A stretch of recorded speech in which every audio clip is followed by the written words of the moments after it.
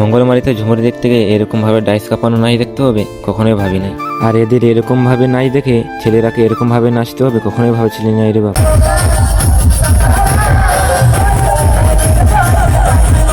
তো চলো প্রথম থেকে ভিডিওটি শুরু করি। তো ঝুমুরটু হয়েছিল কালী পূজা উপলক্ষে। আর ঘর থেকে আসতেই বাস থেকে নেমে দুই বন্ধুর দেখা পেয়ে গেল, তাই ওদের সঙ্গে চলে গেলাম সোজা মঙ্গলমারি। আর ঝুমুর দেখার শখটা দেখো গাইস, ঘর না গিয়ে সবাই চলে গেলাম ঝুমুর দেখতে।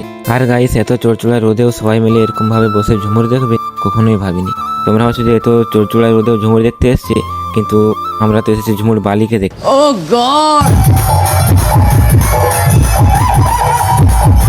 আর এরকম নাই দেখে মাথা ফাথা ধরে গেল।